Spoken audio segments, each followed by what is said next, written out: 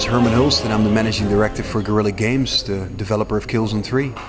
As you know, Killzone 2 ends with the death of Visari, the scholar, the leader of the Helghast. He was the one that held together, through his unified vision, the Helghast. Now, in Killzone 3, basically the Helghast they're split. They're two guys that are they're striving for utter dominance. One guy, Stahl, the other guy, the Admiral. One is in charge of the weapons industry. The other guy is in charge of the army.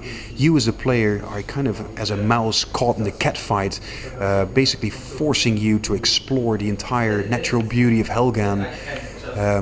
Being chased from one place to the next by the Helghast. That's where we're at the beginning of Killzone 3.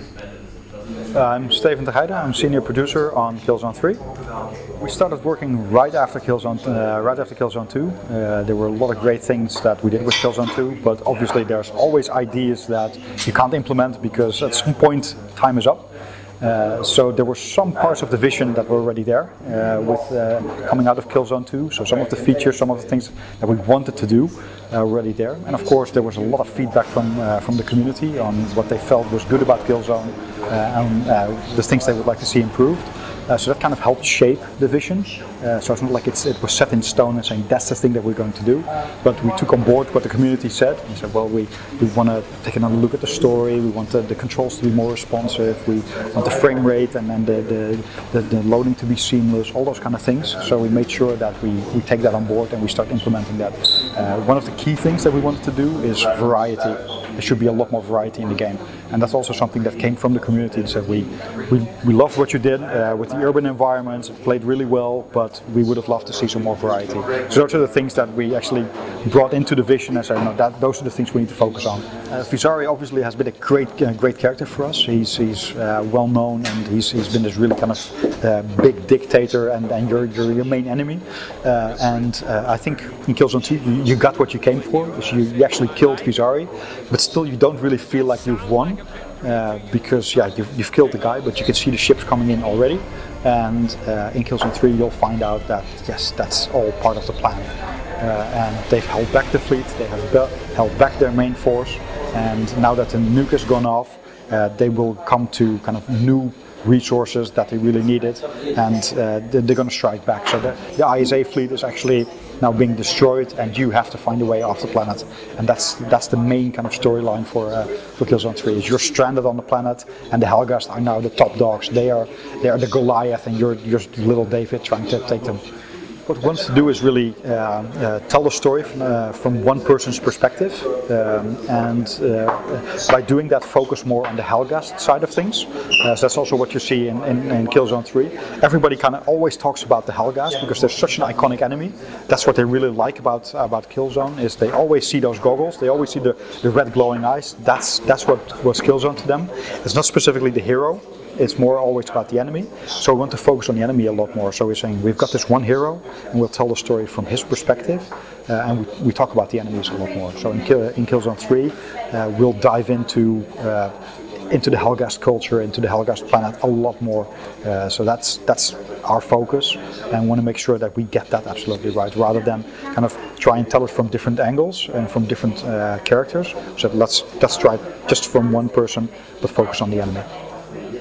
So in Killzone 2, obviously the pressure was huge. It's kind of self-imposed as well. We came out with that trailer at E3 of 2005, the concept.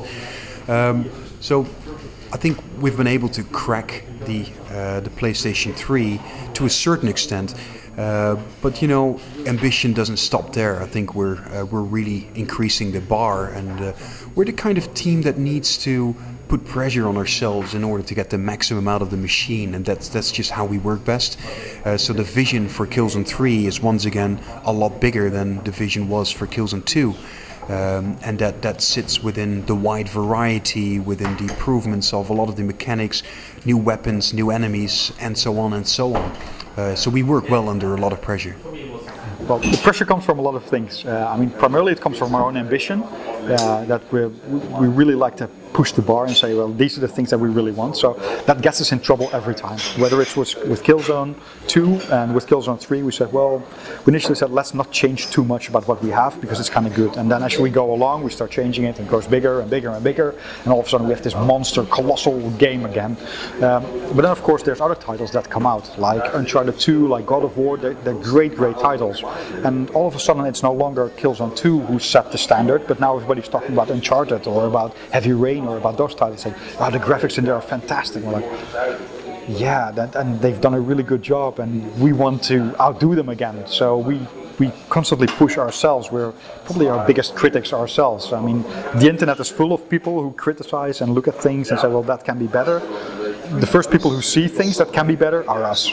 And even though we've gotten a 9 for this title, I mean, I think we're 91 on Metacritic, that's not enough. We want to do a lot better than that. We feel the game should be a lot better than that. So I think first and foremost we're pushing ourselves, and that's where the real kind of motivation comes from. At Guerrilla, we've tried to develop this habit of taking the downsides from the previous game and making that into the strong points. And there's lots of things that we're happy with and we want to keep, such as the first-person lean and peek, the hit response system. I think one area that we wanted to improve on was the variety in the gameplay and variety in the settings. The variety was there in Killzone 2, but it kind of kicked in the second half of the game.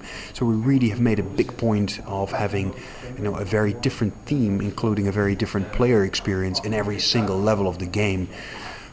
Another part of it was that some people said that they felt it was a little bit too contrived, a little bit too corridory at times. Other people actually liked that. So what we've decided to do is have intersperse bigger areas with the more traditional, very confined, in-your-face Killzone combat. And now we have much bigger areas as well, where we can introduce new mechanics, such as the jetpack trooper wouldn't have been possible probably in the Killzone 2 size maps. Now we are able to do it. There's also a lot more room for exploration of the environments, for multiple paths to give the player a bigger sense of freedom, and so on.